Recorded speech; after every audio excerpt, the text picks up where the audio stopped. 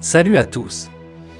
Abonne-toi et mate la suite de l'actualité sur ta chaîne car l'opération Espoir Toufama organise demain vendredi un grand rassemblement au boulevard de l'Indépendance pour soutenir les forces armées et de sécurité. Ce rassemblement a pour objectif d'exprimer la reconnaissance du peuple malien aux soldats maliens pour leur montée en puissance. Aussi, il s'agit de mobiliser le peuple à être un bouclier contre les ennemis qui essaient de ternir l'image de l'armée en l'accusant d'exactions contre les civils. L'information a été donnée hier mercredi à la Bourse du Travail à la faveur d'un point de presse. L'opération Espoir Toufama est une initiative du collectif pour la défense des militaires, CDM, en partenariat avec tous les acteurs de la société civile qui soutiennent les forces de défense et de sécurité. Face à la montée en puissance de l'armée malienne qui a mis en débandade les terroristes, le mouvement a décidé d'organiser ce grand rassemblement pour exprimer le soutien du peuple malien aux efforts de lutte contre le terrorisme. Le dit rassemblement aura lieu demain vendredi au Monument de l'Indépendance et dans plusieurs capitales régionales et à l'extérieur. Dans la déclaration lue par Mohamed Odembélé du collectif pour la défense des militaires, les initiateurs justifient cette mobilisation par le fait que depuis la rectification de la trajectoire de la transition, les autorités se sont donné comme mission de redonner au Mali et au peuple malien son honneur et sa dignité. Le peuple malien est meurtri aujourd'hui par la mauvaise gouvernance, la corruption, à cela s'ajoute le terrorisme. Il faut le dire et le répéter, avec l'arrivée du colonel Assimi Goïta au pouvoir comme président de la transition et son premier ministre, le docteur Choguel Kokala Maïga, l'armée malienne ne cesse de monter en puissance avec les équipements qu'il faut, et le moral des militaires est au top.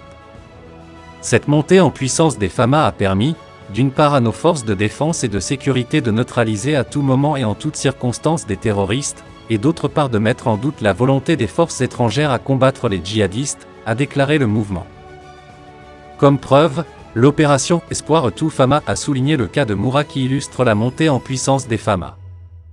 Une opération qui a permis de neutraliser 203 djihadistes. Cette action salutaire des FAMA est vue par la France et ses partenaires comme un crime de guerre, car selon eux, des civils ont été tués alors que les FAMA ont neutralisé des terroristes. Ce mensonge d'État de la part de la France et ses partenaires consiste à décourager nos vaillants soldats dans la lutte contre le terrorisme.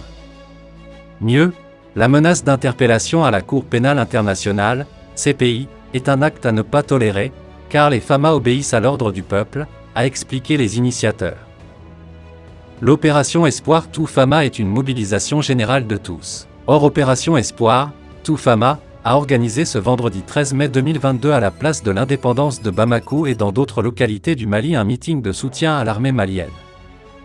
Plusieurs organisations de la société civile, des leaders politiques et d'opinion, des associations féminines et des organisations des jeunes sont tous sortis massivement pour soutenir les FAMA contre l'insécurité, l'injustice, la corruption et l'impunité. Notre armée républicaine du Mali ne cesse d'engager des succès palpables qui malheureusement font des jaloux au point de procéder à des allégations mensongères, des véritables campagnes de dénigrement, d'intoxication, de désinformation en taxant nos forces armées de défense et de la sécurité d'être auteurs d'exactions, d'exécutions sommaires, lut Mohamed Odembélé sa déclaration. Des milliers des manifestants de l'opération Espoir Toufama ont pris d'assaut le boulevard de l'Indépendance de Bamako ce vendredi dernier pour manifester non seulement leur soutien aux forces armées maliennes mais aussi aux autorités de la transition. Ces manifestants contestent la présence des forces étrangères au Mali telles que Barkhane, MINUSMA entre autres. À bas la France. À bas la CEDEAO. À bas la MINUSMA, brandit un manifestant. Ces jeunes dénoncent également l'espionnage des camps militaires maliens par la France et le charnier découvert à Gossi après le départ de Barkhane. La France, sachant qu'elle va perdre pied et qu'elle va être chassée en Afrique, déjà en Centrafrique et aujourd'hui à Bamako, elle raconte des histoires, précise la manifestante Koumba Yarissi. Et d'ajouter qu'elle vit de vol des mensonges et ça va s'arrêter. Selon Aboubacar Siddiq Fomba, membre du Conseil national de la transition, la voie est libre pour la France, l'Union européenne pour quitter le Mali. Il soutient qu'après avoir chassé l'ambassadeur de France, ses militaires, il faut également chasser sa monnaie coloniale. La France doit être pourchassée pour génocide au Mali, accuse M. Fomba. Il propose au président de la transition, qu'une fois chassée la MINUSMA, de mettre en œuvre une nouvelle constitution du Mali aux attentes du nouveau Mali. Pour l'activiste Sékou Tounkara, ils combattent le président de la transition parce qu'il veut donner au peuple malien sa dignité et sa souveraineté. Nous ne sommes pas des anti-français, nous voulons restaurer notre dignité et notre intégrité, rappelle le politologue Tounkara. Et d'ajouter qu'ils ne sont contre ni le peuple français ni le peuple ivoirien et autres.